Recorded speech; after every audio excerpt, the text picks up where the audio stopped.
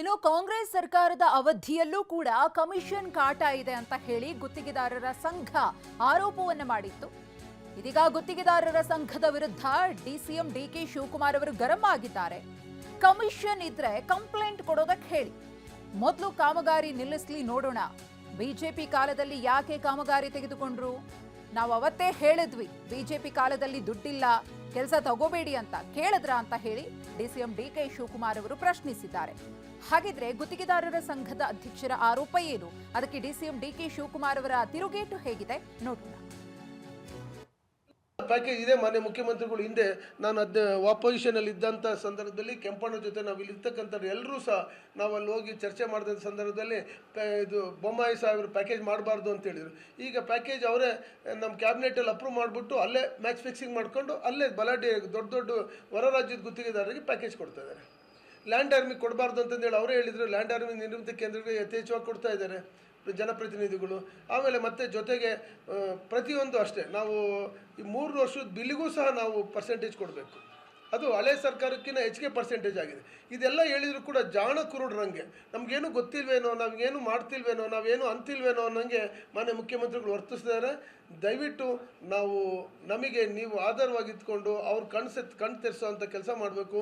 31 ಜಿಲ್ಲೆನಲ್ಲೂ ಸಹ 31 press meet ಮಾಡ್ತಾ ಇದ್ದೀವಿ. ಇದಾಲೆ 8ನೇ 7 8 9ನೇ ಜಿಲ್ಲೆ ಇದು. ಸೊ ಇಷ್ಟಾದರೂ ಕೂಡ ನಾವುಗಳು ಪ್ರವಾಸ ಮಾಡಿಕೊಂಡು ಎಲ್ಲ ಇಡೀ ರಾಜ್ಯಾದ್ಯಂತ ಪ್ರವಾಸ ಮಾಡ್ತಾ ಇದ್ದೀವಿ. ಕೊನೆಗೆ 5ನೇ ತಾರೀಕು ನಾವು ಒಂದು ಶಾಂತ ರೀತಿಯಿಂದ ಸಂಘಟಿತವಾಗಿ ಆಮೇಲೆ ಒಂದು ಸಾಂಕೇತಿಕವಾಗಿ ಒಂದು ಮುಷ್ಕರ ಮಾಡಬೇಕಂತಿದ್ವಿ. ಸುಮಾರು 25,000 ಜನ ಸೇರ್ತಾರೆ ಸ್ನೇಹಿತರೆ.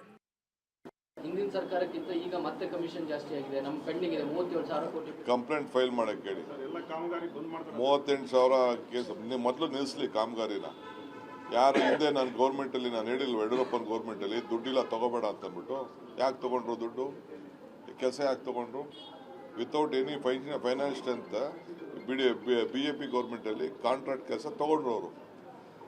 10,000 ಕೋಟಿ ರೂಪಾಯಿ ಟೆಂಡರ್ ಇತ್ತು ಇದು ಡಿಪಾರ್ಟ್ಮೆಂಟಲ್ಲಿ ಇತ್ತು ಅಂತಂದರೆ 30,000 40,000 ಟೆಂಡರ್ ಕರೆದವ್ರೆ. ಎಲ್ಲ ಕಾರಣಕ್ಕೆ BJP ಗೌರ್ಮೆಂಟೇ ಕಾರಣ. ಈಗ ಬಿಲ್ ಅಂತಂದರೆ ಯಾಕೆ ತೊಗೊಂಡ್ರು? ಈಗ ನಮ್ಗೆ ಬೇಕಾದ್ರೆ ನನ್ನ ಡಿಪಾರ್ಟ್ಮೆಂಟ್ನ ನಾನು ಕೊಡ್ತೀನಿ, ಎಷ್ಟಿತ್ತು ಅಷ್ಟು ತೊಗೋಬೇಕಾಯ್ತು. ನಾನು ಬೆಂಗಳೂರು ಸಿಟಿಲಿ ಅವ್ರಿಗೆಲ್ಲ ಕರೆದು ಎಷ್ಟು ಮ್ಯಾನೇಜ್ ಮಾಡಬೇಕೋ ನಾನು ಮಾಡಿದ್ದೀನಿ. ನಾನು ಅಷ್ಟು ಸುಲಭ ಅಲ್ಲ. ಫೈನಾನ್ಷಿಯಲಲ್ಲಿ ಅವ್ರಿಗೆ ಬೇಕು, ದುಡ್ಡು ಬೇಕು. ದುಡ್ಡು ಇಲ್ಲ ಅಂತ ಗೊತ್ತಿದ್ರು ಯಾಕೆ ಕೆಲಸ ಶುರು ಮಾಡಿದ್ರು ಅವರು? ಕೆಲಸ ನಿಲ್ಲಿಸೋರೆಲ್ಲ ನಿಲ್ಲಿಸ್ಕೊಳ್ಳಿ, ಏನು ಬೇಕಾದ್ರೂ ಮಾಡ್ಕೊಳ್ಳಿ. ನಮ್ಮ ಸರ್ಕಾರ ದುಡ್ಡು ಏನು ಕೊಡ್ತದೆ ಬಜೆಟ್ ಪ್ರಕಾರ ದುಡ್ಡು ಕೊಟ್ಕೊಂಡು ಹೋಗ್ತಾ ಇದ್ದಾರೆ. ಈಗೂ ಕೊಡ್ತೀವಿ, ಎಷ್ಟು ಆಗ್ತದೋ ಕೊಡ್ತೀವಿ. ಲೋನ್ ಇದು ನೋಡೋಣ, ಬಜೆಟ್ ಎಲ್ಲ ಮುಗಿಲಿ, ಅದಾದಮೇಲೆ ಏನಾದ್ರು ಮಾಡೋಕ್ಕೆ ನಮಗೂ ಮಾನವೀಯತೆ ಇದೆ. ಬಟ್ ಅವ್ರು ಬ್ಲ್ಯಾಕ್ ಮೇಲ್ ಮಾಡ್ತೀನಿ ಅನ್ನೋರೆಲ್ಲ ಮಾಡ್ಕೊಳ್ಳಿ.